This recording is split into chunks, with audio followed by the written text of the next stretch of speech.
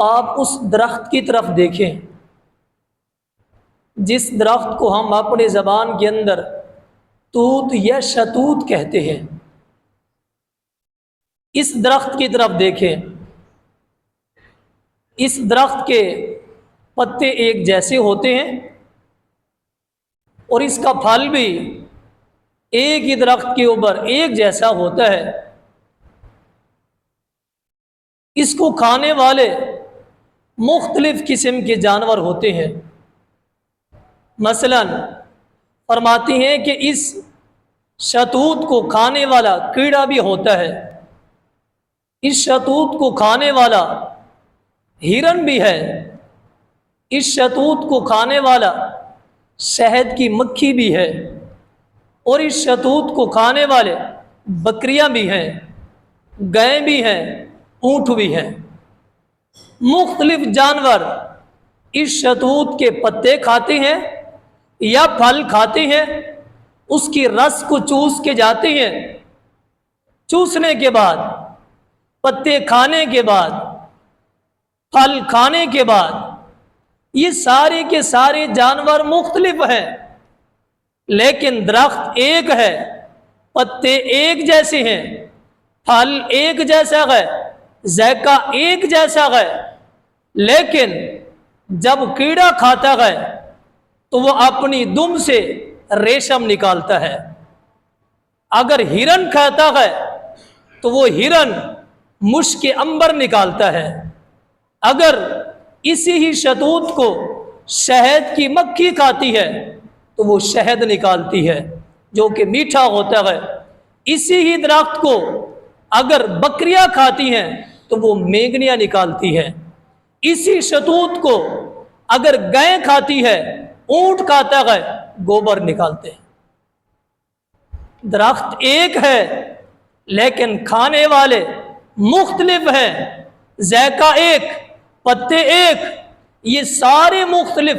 یہ چیزیں جو نکلنے والی ہے، یہ کون ایسی ذات ہے جو ایک ہی درخت سے مختلف جانور کھائیں اور ان سے نکلنے والی چیزیں بھی مختلف ہو؟ یہ کون کر رہا ہے؟ فرماتے ہیں کہ یہ اللہ تعالیٰ کی ذات کر رہی ہے۔ یہ ہے توحید اور یہ ہے اللہ تعالیٰ کی قدرت۔ اسی بات کو آگے دیکھیں آپ، قرآن مجید کے اندر فرمایا کہ یخرج الحی من المیت ویخرج المیت من الحی۔ کون ہے وہ ذات جو زندہ سے مردے کو نکالتی ہے اور مردے سے زندے کو نکالتی ہے؟ دنیا کے اندر کون سی ایسی ذات ہے سوائے اللہ رب العالمین کے؟ کوئی دنیا کے اندر ذات نہیں ہے۔ یہی تو توحید ہے، یہی تو عقیدہ ہے، اور یہی اللہ تعالیٰ کی قدرت ہے۔ کیسے وہ زندہ سے مردہ کو اور مردہ سے پھر زندہ کو کیسے نکالتی ہے وہ ذات؟ اب لے لے مرغی کو، مرغی زندہ ہے، اس کے جسم سے جو انڈا نکلتا ہے وہ مردہ ہوتا ہے۔ مرغی زندہ ہے، انڈا نکلنے والا مردہ ہے، کوئی راستہ نہیں ہے، کوئی کھڑکی نہیں ہے، کوئی جانے کے لیے کچھ بھی نہیں ہے، چاروں اطراف میں بند ہے۔ پھر اسی مردہ سے جب یہ کھولتا ہے، اللہ رب العالمین اسے کھول دیتے ہیں، پھر اس کے اندر سے زندہ نکل کے آ جاتا ہے۔ یخرج الحی من المیت ویخرج المیت من الحی۔ کون ہے جو زندہ سے مردہ کو اور مردہ سے زندہ کو نکالے؟ اسی چیز کو تو سمجھایا گیا سیدنا ابراہیم علیہ السلام نے، الذی خلقنی فہو یہدین۔ ابراہیم علیہ السلام نے مختلف دعائیں کی ہیں، اس سے پہلے بھی دعائیں ہیں، اس آیات سے سورہ شعراء کے اندر ہے، اور اس کے بعد بھی ابراہیم علیہ السلام کی دعائیں ہیں۔ کیا فرماتے ہیں؟ الذی خلقنی فہو یہدین، اس ذات نے مجھے پیدا کیا ہے اور وہی رہنمائی کرنے والی ہے۔ جب میں مریض ہو جاتا ہوں تو شفا دینے والی ذات وہی ہے، بھوک لگتی ہے تو کھانا کھلانے والی ذات وہی ایک ہی ذات ہے، اور وہی ذات زندگی دینے والی ہے اور وہی ذات موت دینے والی ہے۔ یہی تو توحید ہے اور یہی عقیدہ ہے۔ اس بات کو سمجھنے کے لیے یہ تمہید تھی کہ اللہ تعالی کیسے اس سارے نظام کو چلانے والے ہیں، جس کا کنٹرول، جس ذات کا دنیا کے ہر ایک پتے پتے پہ اس ذات کا کنٹرول چل رہا ہے۔ آپ اندازہ لگائیں، جس کے اندر جانور بھی شامل ہیں، پرندے بھی شامل ہیں، انسان بھی شامل ہیں، حیوانات بھی شامل ہیں، پہاڑ بھی شامل ہے، پانی بھی ہے، لوہا بھی ہے، آگ بھی ہے، دنیا کی ہر ایک چیز کے اوپر کنٹرول کس کا ہے؟ اللہ رب العالمین کی ذات کا۔ آئیے کس انداز میں اللہ تعالیٰ کی ذات کا کنٹرول ہے، وہی زندگی دیتی ہے اور وہی موت دیتی ہے۔ زندگی اور موت اسی کے ہاتھ میں ہے۔ آپ صرف اندازہ لگا لیں، 2-3 باتیں کریں گے پھر اپنے موضوع کی طرف آئیں گے۔ اب پہلی بات دیکھیں، مسند احمد کے اندر یہ حدیث درج ہے، سیدنا سلمان فارسی رضی اللہ تعالی عنہ اس حدیث کے راوی ہیں۔ فرماتی ہیں کہ 2 شخص، آپ صلی اللہ علیہ وسلم نے فرمایا 2 شخص سفر کر رہے تھے، ایک علاقے سے ان کا گزر ہوا، اس علاقے والوں کا یہ قانون اور دستور تھا، جس کی وہ عبادت اور جس کی وہ پوجا کرتے تھے، جس کو انہوں نے معبود بنا کے رکھا ہوا تھا، اسی کی صبح شام عبادت کرنے والے تھے، اور ان کا یہ اصول تھا جو بھی مسافر یہاں سے گزرے گا ہمارے اس معبود کے اوپر کوئی نہ کوئی چیز چڑھاوا چڑھا کے اور نظر دے کے پھر آگے سے گزرے گا، اگر کوئی اس کا انکار کرے گا، کوئی مزاحمت کرے گا تو ہم اسے قتل کر دیں گے۔ ان کا یہ قانون اور دستور تھا۔ یہ 2 لوگ، ان کا گزر ہوا، ایک شخص نے، انہوں نے کہا کہ ہمارا تو قانون ہے، اصول اور دستور ہے، ہم اپنے قانون سے ہٹنے والے نہیں ہیں، ہم اپنے قانون سے پیچھے ہٹنے والے نہیں ہیں، آپ کو یہ کام کرنا پڑے گا۔ لاکھ منت سماجت کی، لیکن وہاں کے لوگ ماننے کے لیے تیار نہیں تھے۔ آخر کار ان میں سے ایک شخص نے، انہوں نے کہا ہمارے پاس چڑھاوا چڑھانے کے لیے، نظر و نیاز دینے کے لیے کچھ بھی نہیں ہے، ہم خالی ہیں، مسافر ہیں، بڑے دور سے آ رہے ہیں، ہمارے پاس کچھ بھی نہیں ہے۔ انہوں نے کہا کچھ بھی نہیں ہے تو اللہ تعالیٰ کی یہ مخلوق، یہ مکھی تو دیکھ رہے ہو، اس مکھی کو مارو اور ہمارے معبود کے اوپر چڑھاوا چڑھا کے آگے چلے جاؤ، تاکہ ہمارا جو قانون اور دستور ہے اس کی خلاف ورزی نہ ہو۔ مکھی کا کتنا وزن ہوتا ہے؟ یہ جو گرام والے یہ کانٹے اور ترازو ہیں، اگر مکھی اس کے اوپر بیٹھ جائے، یہ بھی وزن نہیں بتاتے، یہ بھی وزن نہیں بتاتے۔ گرام والے کانٹے، ترازو، ان کے اوپر وزن نہیں آتا مکھی کا۔ مکھی اتنا چھوٹی سی، اتنا حقیر، لیکن ہمارے معبود کے اوپر چڑھاوا چڑھانا گئے۔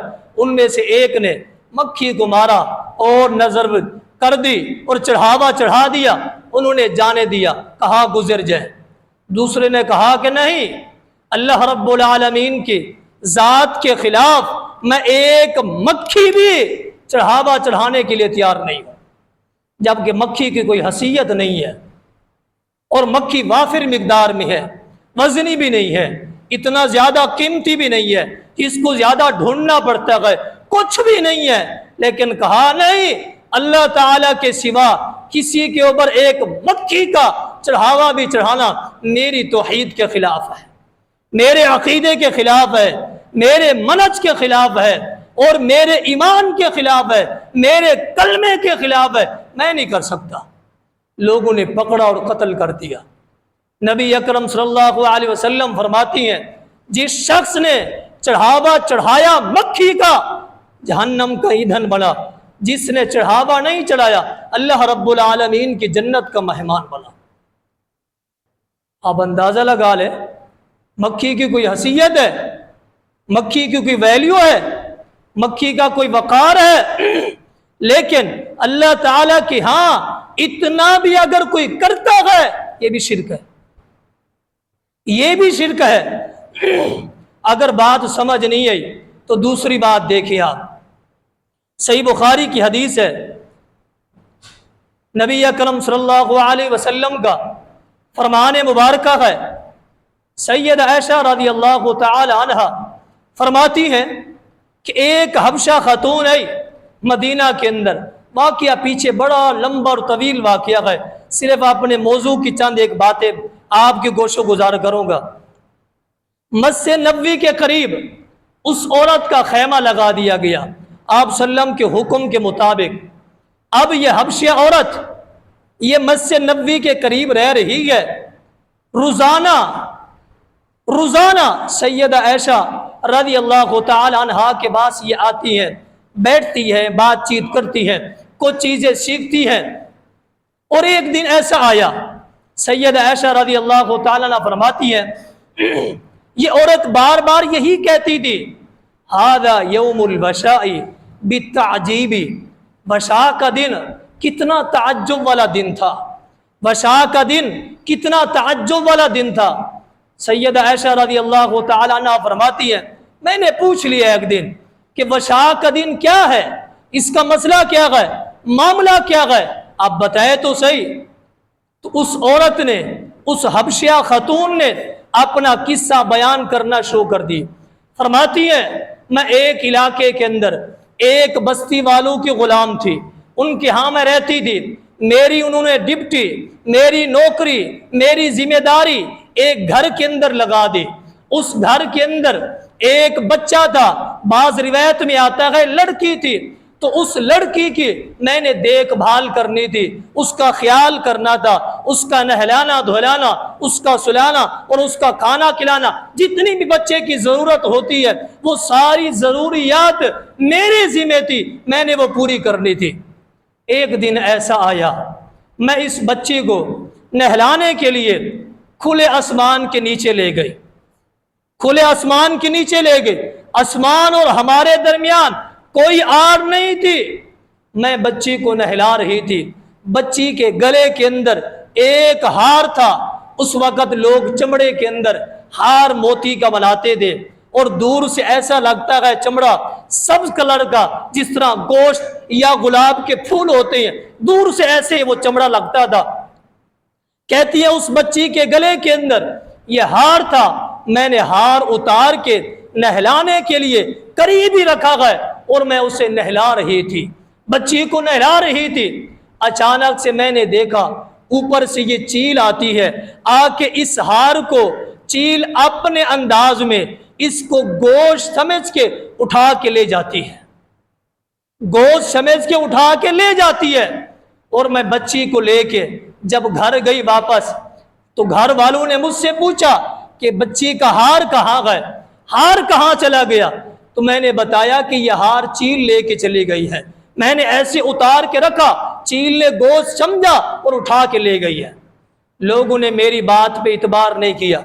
आप भी जानते हैं माशरे के अंदर अगर किसी घर के अंदर चोरी हो जाए, सबसे पहले सबकी नजरें उस मुलाजमा या उस मुलाजिम के ऊपर होती है जो घर में काम करने वाले होते हैं। ये हकीकत है, किसी के ऊपर तंज नहीं है, सबकी नजरें उसी पे होती हैं। यही मिला होगा या यही मिली होगी या इसी ने करवाई होगी, ये लाख बातें होती हैं। उन लोगों ने भी ऐसे कहा, ये हार तो आपके पास ही है। मेरी सैयद आयशा रज़ी अल्लाह तआला अन्हा को फरमा रही है, मेरी उन्होंने तजलील की, खूब तजलील की और मुझे मारा। सारे लोग जमा हो गए, मुझे मार भी रहे गए और मेरी तजलील भी कर रहे गए। करीब था कि वो मेरे कपड़े उतार देते, सही बुखारी की हदीस है, करीब था कि वो मेरे कपड़े उतार देते और कपड़ों के अंदर से हार की तलाशी लेते। कहीं आपने जिस्म के अंदर तो हार नहीं छुपाया हुआ, नाम नहीं ले रहा मैं उस चीज का, जिस्म के अंदर तो हार नहीं छुपाया हुआ आपने। करीब था कि मेरे वो कपड़े उतार देते। मैंने वही मेरे जहन के अंदर एक जुमला आया कि ये लोग जो मुझे मार रहे हैं, तशद्दुद कर रहे हैं मेरे ऊपर, और मैंने हार जब के नहीं चुराया, चील लेके चली गई है। ये सारे के सारे लोग मैं इनको देखती थी, जब इनके ऊपर कभी भी इंतहा की मुश्किल आती थी, ये सारे के सारे लोग मिलकर लात मनात उज्जा को छोड़ के ایک ذات آسمان میں ہے، اس کو یہ پکارتے تھے۔ اگر آپ نیند کریں گے تو بات سمجھ نہیں آئے گی۔ لات منات عزا کو یہ لوگ چھوڑ کے اس ذات کو پکارتے تھے جو آسمان میں تھی۔ میرے ذہن میں بھی آیا کہ میں بھی اس ذات کو نہ پکاروں جس کو مشکل کے وقت یہ سارے لوگ جو میرے اوپر ظلم کر رہے ہیں یہ پکارتے ہیں۔ میں نے پکارنا شروع کر دیا، جو مجھے الفاظ جیسے آتے تھے اس ذات کی پہچان نہیں تھی، میرے پاس اس ذات کی اللہ تعالیٰ کی پہچان نہیں تھی، میں نے جیسے الفاظ ہے میں نے پکارنا شروع کر دیا۔ اتنے میں وہی چیل آتی ہے، یہ قریب ہی لوگ کھڑے ہوئے تھے، اس نے آ کے ہار کو وہی ڈال دیا۔ جیسے ہار کو ڈالا لوگوں نے دیکھا وہی ہار ہے اور چیل ڈال کے جا رہی ہے۔ یہ کہتی ہے کہ میرا اعتماد، میرا بھروسہ، میرا یقین اللہ تعالیٰ کے اوپر بہت زیادہ مضبوط ہو چکا تھا اور میں بری ہو چکی تھی اس الزام اور چوری سے۔ لوگ شرمندہ تھے کہ اس عورت کے اوپر ہم نے ظلم کیا گیا، تشدد کیا گیا، اور قریب تھا ہم اسے کپڑوں سے الگ کرنے والے تھے۔ یہ عورت تو بری و ذمہ تھی، ہار تو واقعی چیل لے کے چلی گئی تھی۔ فرماتی ہے وہی دن تھا جسے میں یاد کرتی ہوں اور اللہ رب العالمین کو، اللہ تعالیٰ کی ذات کے اوپر مکمل میرا یقین ہو گیا۔ یہی توحید ہے۔ ھذا یوم البشاء بالتعجیب، مشکل وقت ہو، پریشانی کا وقت ہو، انتہا مشکل کا وقت ہو، کہیں اسباب نظر نہ آ رہے ہو، اس ذات کو پکارے، اس ذات کو پکارے۔ دنیا کی ساری طاقتیں چھوڑ جائے۔ اگر میری توحید مضبوط ہے، میرا عقیدہ مضبوط ہے، میں اس ذات کے ساتھ تعلق مضبوط بنانے والا ہوں، تو وہ ذات کیسے مدد کرتی ہے جیسے اس عورت کی مدد کی ہے۔ پھر میں وہاں سے چلتی ہوئی آئی، لوگوں کے ساتھ چلتی چلاتی ہوئی آئی اور یہاں میں مدینہ میں پہنچی۔ مدینہ میں پہنچنے کے بعد آپ سے ملاقات ہوئی، نبی اکرم صلی اللہ علیہ وسلم سے ملاقات ہوئی اور میرا خیمہ مسجد نبوی کے قریب بنا دیا گیا۔ یہ پتہ ہے کون سی عورت تھی؟ کون سی یہ عورت تھی جس کی اللہ تعالیٰ نے اتنا سنی ہے؟ یہ کوئی کم ولیہ ہے؟ یہ کوئی کم ولیہ ہے؟ آپ اندازہ لگائیں، یہ وہی عورت ہے جو مسجد نبوی کی صفائی کیا کرتی تھی اور فوت ہو گئی تھی رات کو وقت۔ معروف حدیث ہے، رات کو وقت فوت ہو گئی۔ صحابہ کرام نے معمولی سمجھ کے آپ کو نہیں بتایا تھا اور جا کے قبرستان میں دفن کر دیا۔ آپ نے آ کے پوچھا تھا، وہ عورت نظر نہیں آ رہی جو صفائی کرتی تھی، مسجد کی دیکھ بھال کرتی تھی؟ کہا رات کو فوت ہو گئی تھی، ہم نے دفن کر دیا، آپ کو نہیں بتایا گیا۔ فرمایا کہ دلونی علی قبرہا، یہ کم ولیہ ہے؟ یہ عورت کم ولیہ ہے؟ پتہ چلتا ہے جس کا تعلق اللہ تعالیٰ کے ساتھ ہے، رحمت اس کے دروازے کے اوپر چل کے آتی ہے۔ نبی اکرم صلی اللہ علیہ وسلم کی ذات رحمت للعالمین نہیں ہے، وما ارسلناک الا رحمت للعالمین، ہم نے پورے جہان والوں کے لیے آپ کو رحمت للعالمین بنا کے بھیجا۔ یہ عورت فوت ہو گئی، یہ رحمت کے قدم چل کے اس عورت کے پاس جا رہے ہیں۔ یہ ہے مقام، یہ ہے فضیلت عقیدہ توحید کی، رب تعالیٰ کے ساتھ تعلق کو مضبوط بنانے کی، اللہ تعالیٰ کے ساتھ تعلق کو بالکل انتہا مضبوط بنانے کی۔ ہم اسے سمجھتے ہیں یہ اللہ تعالیٰ آج نہیں کل کر دیں گے، پرسوں کر دیں گے، یہ کر دیں گے، یہ اگر اور مگر نہیں، بالکل یقین کے ساتھ۔ اگر اور مگر تو لوگوں کے ساتھ چلتا گئے، رب تعالیٰ کے ساتھ اگر مگر نہیں ہے۔ وہ ذات دینے والی ہے، بس اس کو آپ پکاریں، اسے بلائیں، اس کے آگے اپنے مسائل رکھیں، وہ ذات دینے پہ قادر ہے۔ اگر مگر نہیں، اگر اس ذات نے دے دیا، اگر اس ذات نے یہ کر دیا، اگر اس ذات نے میرے ساتھ یہ بچہ دے دیا میں یہ کر دوں گا، یہ کوٹھی دے دی اگر میں یہ کر، یار اگر مگر کیا ہے؟ یہ اگر مگر تو لوگوں کے ساتھ ہے، اس ذات کے ساتھ بھی اگر مگر؟ نہیں، یہی شرک ہے، یہی بھی شرک ہے کہ اس ذات کے اوپر یقین اگر کا ہے مگر کا ہے، یقین کا ساتھ نہیں ہے۔ اگر آپ اردو گرامر کو جانتے ہیں، اگر اور مگر شک میں آتا ہے، یقین میں نہیں ہے۔ یقین کے ساتھ اس ذات کو ہم نے پکارنا ہے، اس ذات کے ساتھ تعلق جوڑنا ہے۔ وَمَا عَلَيْنَا إِلَّا الْبَلَاغُ الْمُبِينُ۔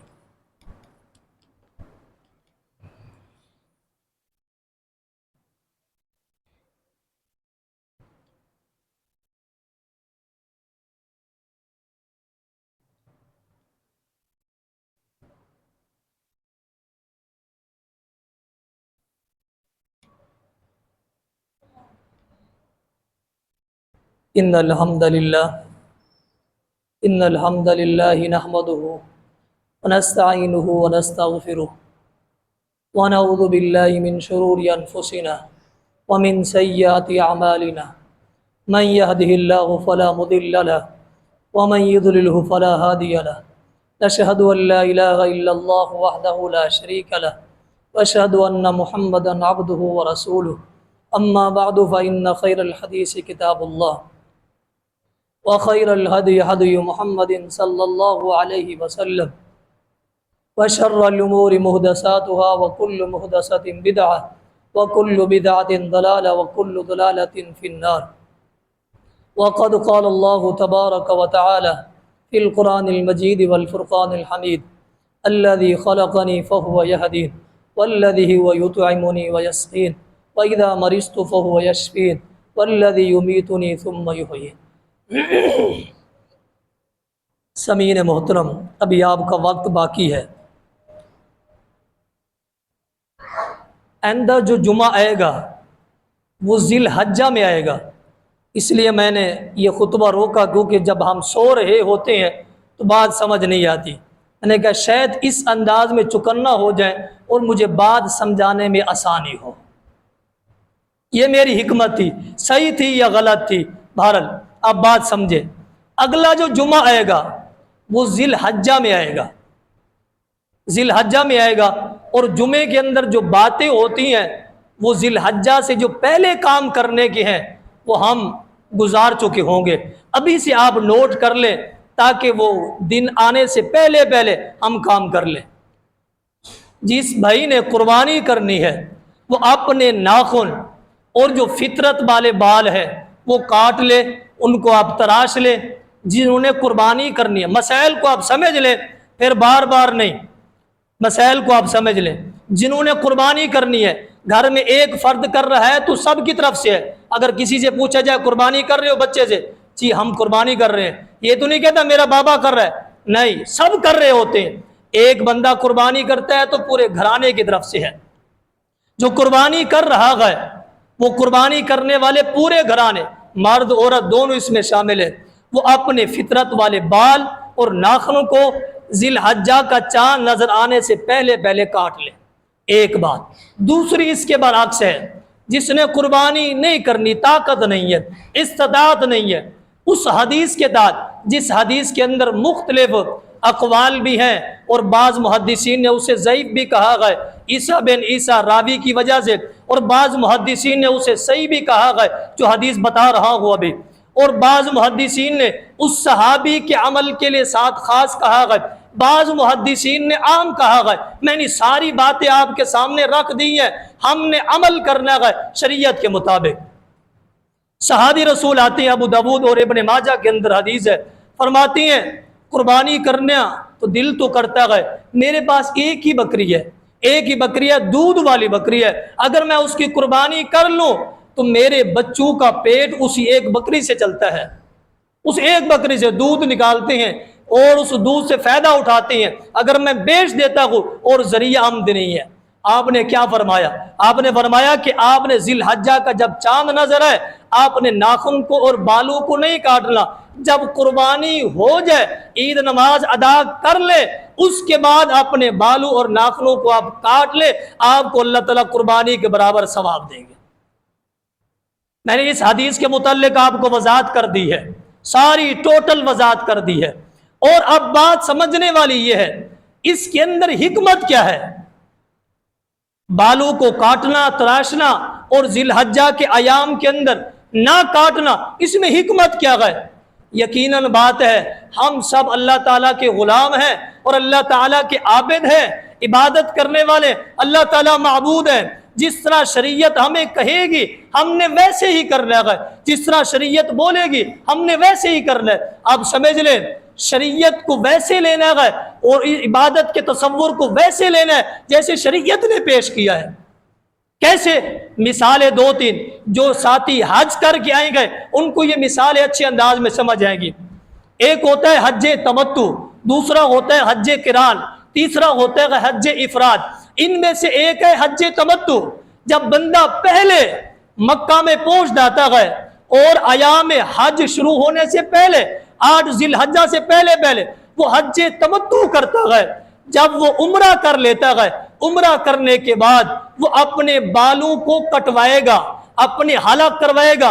अयाम जिलहज्जा में वो गुजर रहा है, इसके लिए शरीयत ने हुक्म दिया है कि उम्रा करने के बाद हलाक करवाना, यही फर्क करता है हज्जे तमत्तु का।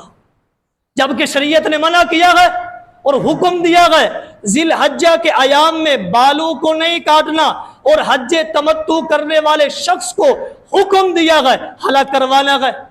शरीयत को उस अंदाज में लेना है जिस तरह शरीयत ने पेश किया है। इस तरह दूसरी बात, जिन्होंने हज किया है उनको बात आसानी से समझ आ जाएगी। जब तवाफ कदूम होता है, पहला तवाफ होता है, शरीयत ने हुक्म दिया, आम तौर पे शरीयत ने हुक्म दिया वला तमशी फिल अर्दि मरहा, जमीन के ऊपर अकड़ के मत चले। जब तवाफ कदूम होता है 3 चक्कर आपने बड़े चुस्ती के साथ और भाग के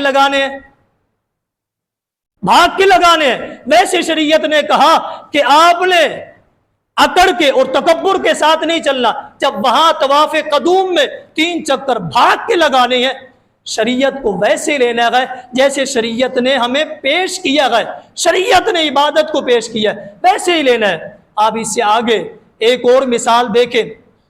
आम तौर पे नमाज मगरिब के वक्त जैसे अजान होती है, बाद साथी ऐसे भी हैं अजान होने के बाद फौरन नमाज होती है, और बाज ऐसे भी हैं अजान होने के बाद कुछ वक्फा होता है सुन्नत पढ़ने का।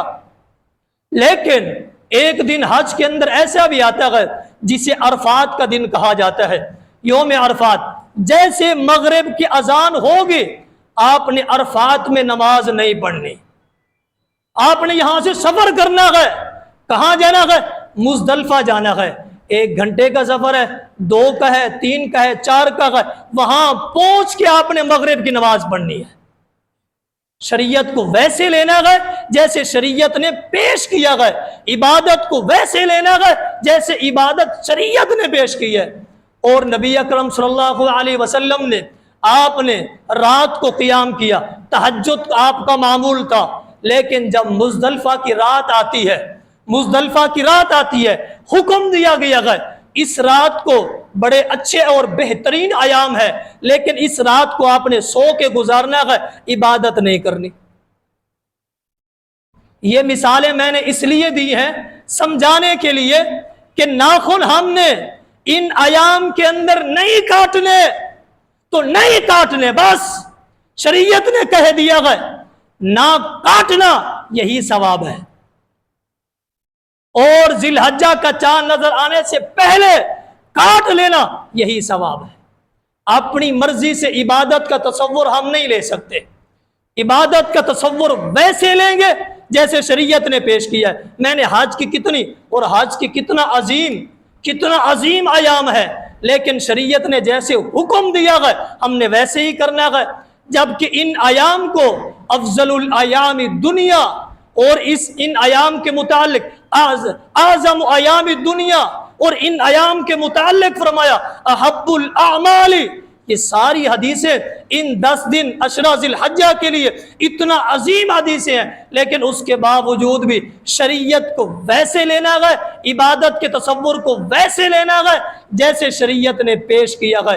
नाखून बाल हमने वैसे काटने हैं जैसे शरीयत ने हुक्म दिया है। आखिरी बात जो कि बिल्कुल बहुत ज़रूरी बात है, जब हम जानवर लेने जाते हैं, کوشش کرتے ہیں جانور کے اندر 4 خامیاں نہ ہو، کیونکہ حدیث میں بنیادی 4 خامیاں نہ ہو، وہ لنگڑا نہ ہو، اس کا لنگڑا پن واضح نہ ہو، اور وہ کانا نہ ہو، اس کا کانا پن واضح نہ ہو، وہ بیمار نہ ہو، وہ کمزور نہ ہو۔ 4 بنیادی شرائط ہیں۔ اگر مسجد کا امام ہی کیوں نہ وہ جانور بیچ رہا ہو، میرا رشتہ دار ہی کیوں نہ جانور، اور ایک حاجی صاحب بھی جانور کیوں نہ بیچ رہا ہو، میں یقین نہیں کرتا اس کے اوپر، میں خود اس کی تلاشی کرتا ہوں اور جانور کے منہ کو کھول کھول کے چیک کرتا ہوں، کہیں ایسا تو نہیں ہے، میں سامنے والے پہ اعتبار ہی نہیں کرتا۔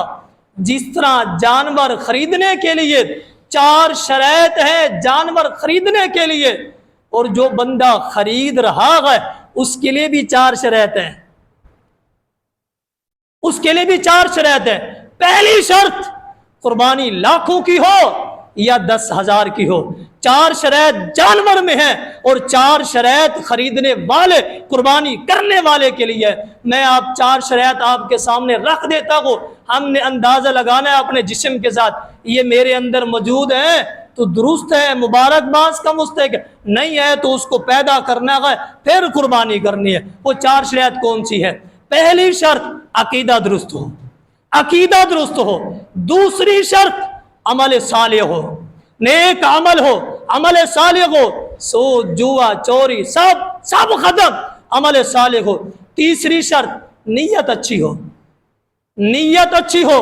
چوتھی اور آخری شرط قربانی لانے کے بعد نبی اکرم صلی اللہ علیہ وسلم کی سنت کے مطابق لے آنا اور سنت کے مطابق ذبح کرنا اور سنت کے مطابق اس گوشت سے فائدہ اٹھانا۔ یہ 4 شرائط جانور کے لیے، 4 شرائط خریدنے والے کے لیے، یہ کل 8 شرائط ہیں۔